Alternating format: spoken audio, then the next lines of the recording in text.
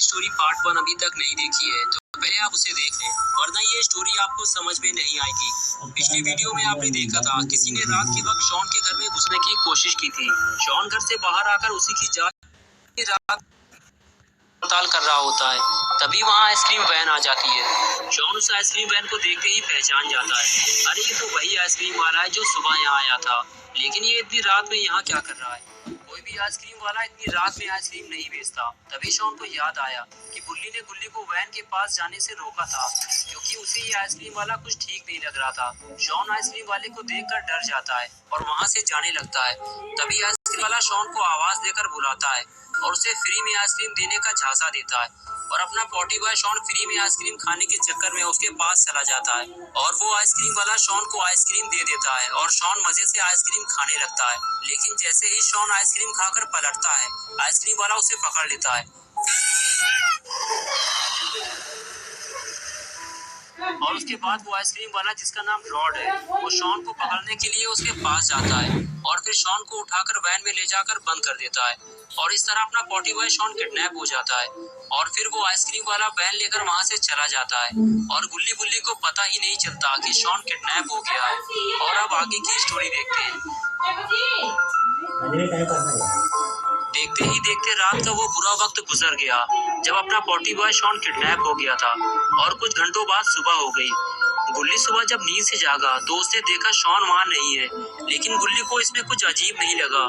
गुल्ली ने सोचा हो सकता है शॉन नीचे गोबर करने गया हो, क्योंकि अपना पॉटी बॉय शॉन सुबह उठकर सबसे पहले 1.5 किलो गोबर करता है और बाकी काम वो बाद में करता है। गुल्ली बेड से नीचे उतरा, जूते पहने और दरवाजे की तरफ आगे बढ़ गया।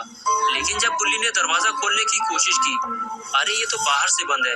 लगता है शॉन दरवाजा बाहर से बंद कर गया है। और फिर गुल्ली खिड़की की तरफ जाने लगा। खिड़की के करीब पहुंचते ही गुल्ली ने एक रस्सी देखी जो खिड़की से बाहर लटक रही थी। गुल्ली को कुछ समझ में नहीं आ रहा कि ये सारा माजरा क्या है।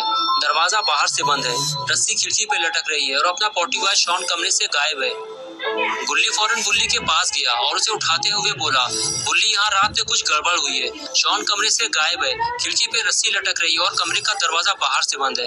मेरे तो कुछ समझ में नहीं आ रहा। बुल्ली बोला, तुम्हारा मतलब है कि वो किडनैपर रात में घर के अंदर आया था, उसने शॉन को उठाया और लेकर चला गया और हम सोते रह गए, यही कहना चाहते हो ना तुम? गुल्ली बोला, हाँ, लेकिन मुझे ये समझ में नहीं आ रहा कि उस किडनैपर ने खिड़की कैसे खोली। ये तो अंदर से बंद थी और उसने इसको तोड़ा भी नहीं है। गुल्ली बोला, हमें सबसे पहले घर से बाहर निकलने का कोई तरीका खोजना होगा। घर से बाहर निकलने के बाद ही हमें कुछ पता चल पाएगा। ये कहकर बुल्ली गुल्ली के साथ खिड़की की तरफ जाने लगा। खिड़की के पास पहुंचते ही बुल्ली ने देखा खिड़की पे रस्सी लटकी हुई है, लेकिन बाहर तो सब ठीक ठाक लग रहा है। ऐसा लगता ही नहीं कि रात में यहाँ कोई आया था। शॉन की कार और गुल्ली की स्कूटर भी अपनी अपनी जगह खड़े हुए हैं। गुल्ली और बुल्ली घर से बाहर निकलना चाहते हैं, लेकिन इनके समझ में नहीं आ रहा कि घर से बाहर कैसे निकला जाए। बुल्ली गुल्ली से कहता है कि हमें एक एक करके इस रस्सी के सहारे नीचे उतरना होगा। गुल्ली, घर से बाहर निकलने का बस यही एक रास्ता है हमारे पास। गुल्ली कहता है, अगर हम यहाँ से गिरे तो हमारे हाथ पैर टूट जाएंगे। बुल्ली कहता है, हाँ मैं जानता हूँ, लेकिन हमारे पास कोई और रास्ता नहीं है घर से बाहर निकलने का। ये कहकर बुल्ली रस्सी के सहारे नीचे उतरने लगा और कुछ ही देर में नीचे उतर गया, और अब बारी थी गुल्ली के नीचे उतरने की। बुल्ली गुल्ली को देखते हुए बोला, बुल्ली धीरे धीरे नीचे आओ, नहीं तो टपक जाओगे। लेकिन गुल्ली कहाँ मानने वाला, वो स्पाइडरमैन की तरह नीचे उतरने लगा, लेकिन रस्सी छोटी होने की वजह से ढेर हो गया। बुल्ली ने फौरन जाकर गुल्ली को उठाया और फिर दोनों गेट की तरफ आगे जाने लगे।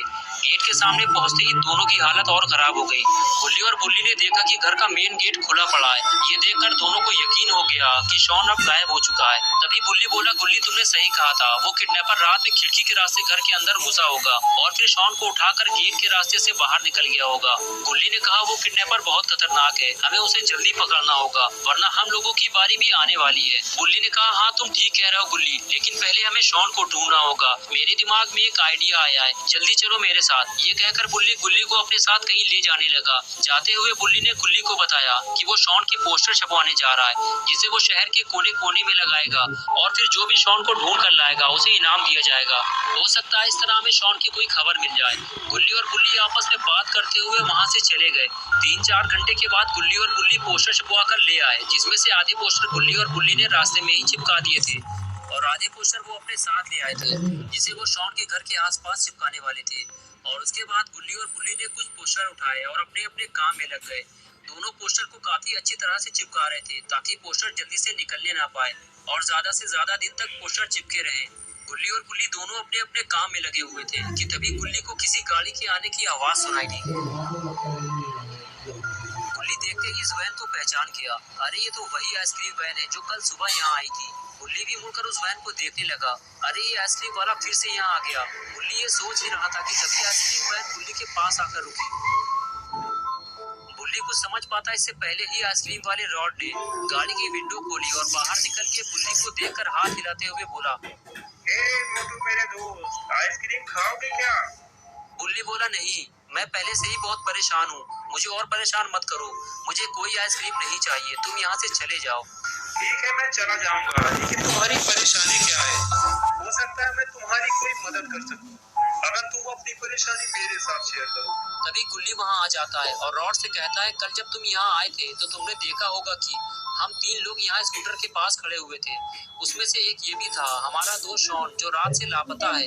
तुम्हें इसके बारे में कुछ पता हो तो बताओ। नहीं, मुझे तो इसके बारे में कुछ नहीं पता। कल सुबह के बाद तो मैं यहाँ अभी आया और मैं कभी झूठ नहीं बोलता।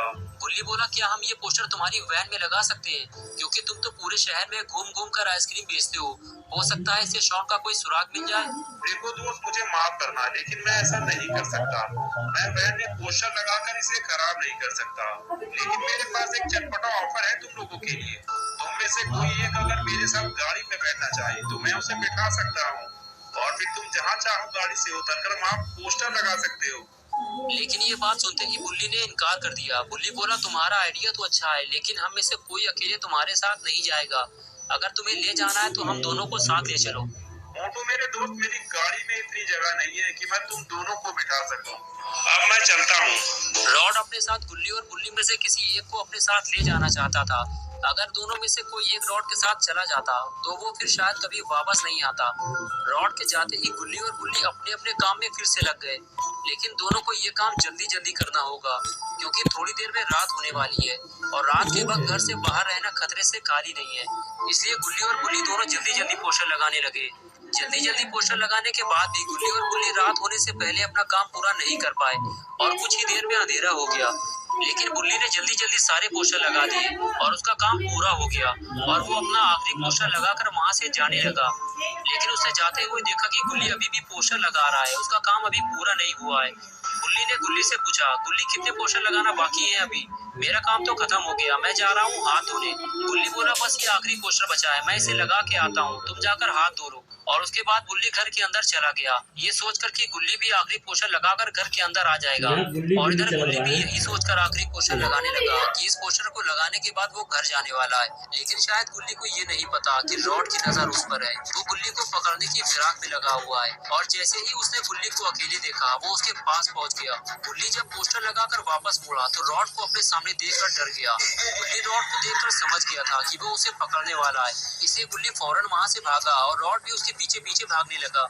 गुल्ली किसी भी सूरत में रॉड के हाथों किडनैप नहीं होना चाहता था, इसलिए वो लगातार भागता रहा और रॉड उसका पीछा करता रहा। लेकिन मौका मिलते ही गुल्ली छुपने में कामयाब हो गया और रॉड उसे ढूंढने लगा। रॉड जानता था कि गुल्ली कहीं दूर नहीं गया है, वो आसपास ही कहीं छुपा हुआ है और वो उसे जल्दी ढूंढ लेगा। और अब गुल्ली जान चुका है कि शहर से बच्चों को गायब करने वाला किडनैपर कोई और नहीं बल्कि ये आइसक्रीम वाला रॉड है। गुल्ली को जल्दी ये बात गुल्ली को बतानी होगी, लेकिन गुल्ली अभी यहाँ से भाग नहीं सकता वरना रॉड उसे पकड़ लेगा। लेकिन गुल्ली ये नहीं जानता कि रॉड उसे ढूंढते हुए उसके पास आ गया है और कुछ ही देर में रॉड ने गुल्ली को देख लिया और देखते ही उसे दबोच लिया। रॉड गुल्ली पे नाइट्रोजन गैस उगलने ही वाला था कि तभी गुल्ली ने रॉड को स्मैक लगा दिया और रॉड उछलकर दूर जाकर गिरा और गुल्ली फ्रीज होने से बच गया। मौका देखते ही गुल्ली वहां से फरार हो गया, लेकिन रॉड अब गुल्ली को छोड़ नहीं सकता वरना गुल्ली सारा राज उगल देगा और रॉड पकड़ा जाएगा। इसलिए रॉड उठकर खड़ा हो गया और गुल्ली को पकड़ने के लिए दौड़ लगा दी। गुल्ली रॉड से काफी आगे था, लेकिन हड़बड़ाहट की वजह से गुल्ली गिर गया और रॉड ने उसे पकड़ लिया। लेकिन गुल्ली ने एक बार फिर रॉड को गिराकर भागने की कोशिश की, लेकिन अब की बार गुल्ली बच नहीं पाया।